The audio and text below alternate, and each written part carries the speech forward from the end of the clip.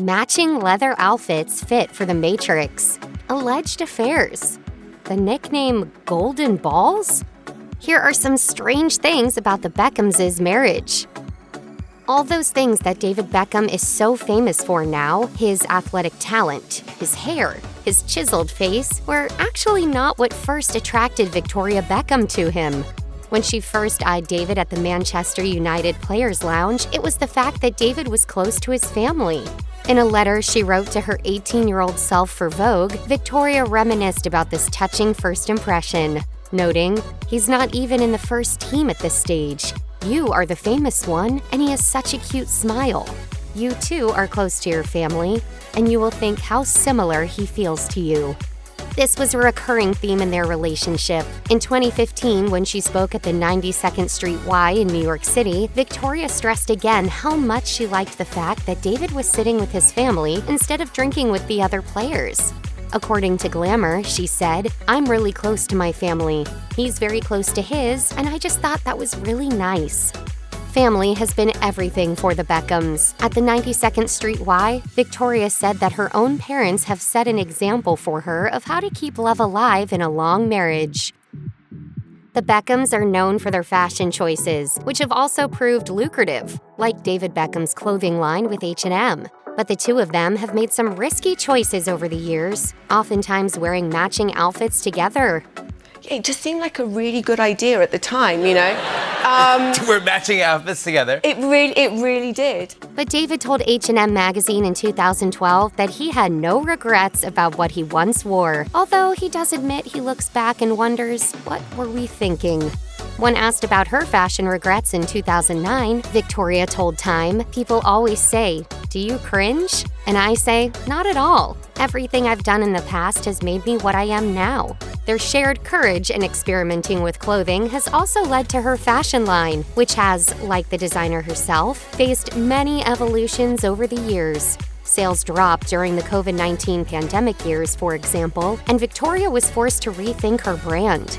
She's also admitted to The Guardian that her preference to wear layers of clothing wasn't necessarily reflective of consumers' preferences. She said, "As I've gotten into fashion, the more layers of clothes I have worn, I've been burying myself under clothes. But in Miami, if you go out at night in a midi-length skirt and a pussy bow blouse, people think you've lost your mind." Confessing that her outfit taste in London doesn't reflect the rest of the world, she added, "But Miami has opened my eyes to the fact that looking feminine and curvy is so important to so many women." It's not all romance with David and Victoria Beckham, though there's plenty of that. The two are hardworking entrepreneurs, on top of having the CV of a former Spice Girl and soccer superstar. But they didn't sit very long on those laurels. As previously mentioned, Victoria stormed the world of fashion and started her own successful fashion line. What was the deep motivation behind her decision to do this? Victoria explained to Time, "It's just always been something that I've wanted to do. It's my passion. I love women's bodies. I love luxury. I've waited a long time to do this, and I didn't want to do it until I could do it properly." When Victoria claims fashion is her passion, she's not just saying it arbitrarily. In a charmingly intimate interview with The Guardian, Victoria offered the outlet an inside look at her home and family life, as well as her business world. And it's very clear the two spheres overlap. She said, "When I'm lying in bed, I think about the next collection. That makes me sound insane, doesn't it? That I'm getting into bed with David Beckham and thinking about clothes. Insane, maybe, but driven for sure. But ultimately, it's her loved ones that take priority." In the sweet letter she wrote to her younger self for Vogue, Victoria answered the question of how to be a successful working mother. "What you will realize is that by working hard, yet always putting family first, it will be possible to achieve that balance." For soccer buffs, David Beckham's performance in the 1998 World Cup is hard to forget. England was playing Argentina when the latter's captain, Diego Simeone, pushed David. He fell and kicked Simeone, though First Post called it the gentlest of kicks. A ref gave David a red card, so he was removed from the field, and without him, Argentina won 4-3. England's loss was completely blamed on David, especially by British tabloids. The rage was so ferocious that some outlets even gave out a copy of David's face for dartboards. But David was able to rebound from such vitriol. He continued to play hard. He was named England's captain in 2000, and in 2002, he scored a penalty goal against Argentina, solidifying England's win. He was reinstated as a superstar and hero of the country, but not without paying the price. Victoria Beckham was by his side through all of this and took note of his turnaround. In a joint 2008 interview with Michael Parkinson of the BBC, he asked her why the media was frosty toward her. She assumed it was for her stern facial expressions and photos, saying that when she feels down about it, all she has to do is think of David. In reference to his apparent inability to do anything wrong in the eyes of English people, she joked, I call him golden balls, now, because An embarrassed David covered his face in his hands at this, leading Victoria to joke further that it's one of those things she shouldn't have said. But the name definitely stuck, and we're fine with it. It's unfortunate but inevitable that a famous couple with a long-running marriage would face the odd affair allegation. In 2004, David Beckham was photographed in Madrid at a nightclub with a mystery woman. According to E! News, it was later discovered that she was his assistant, Rebecca Luce.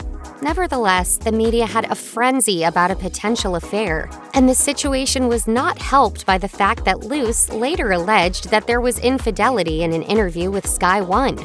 She claimed, I think the problems were in their marriage long before I came into the picture. I in no way intended to break up their marriage, especially when there are young children involved. I hope they stay together. For his part, David denied the allegations. In a statement released after Luce's story broke, he said, during the past few months, I have become accustomed to reading more and more ludicrous stories about my private life. What appeared this morning is just one further example. The simple truth is that I am very happily married. I have a wonderful wife and 2 very special kids. There is nothing any third party can do to change these facts.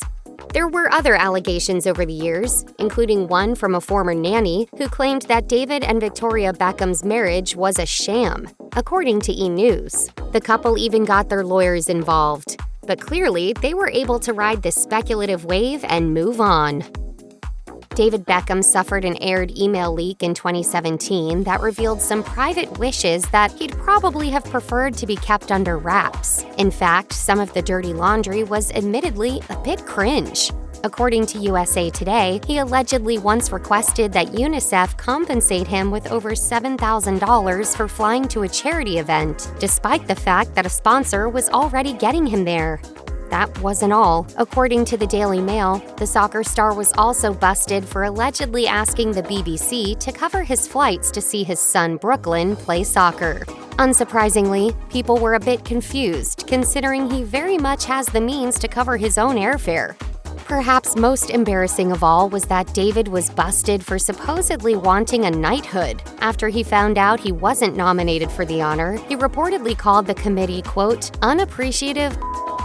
Never one to mince words, apparently.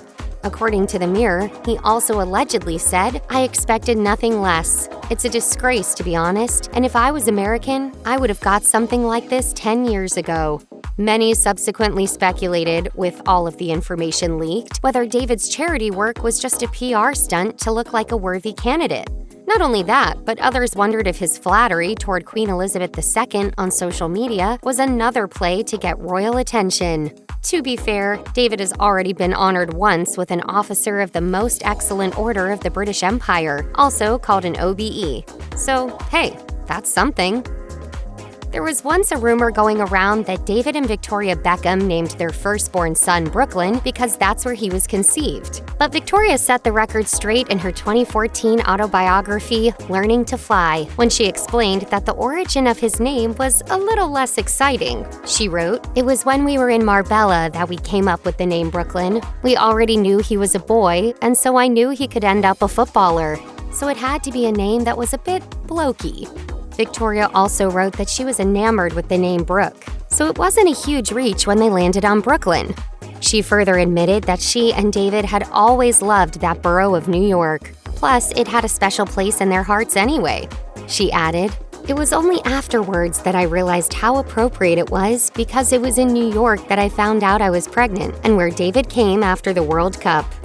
Their son, Brooklyn, was born in 1999, and his name swept through the world like wildfire. The New York Post wrote in 2014 that Brooklyn had become one of the most popular baby names in the United States, more for girls than boys.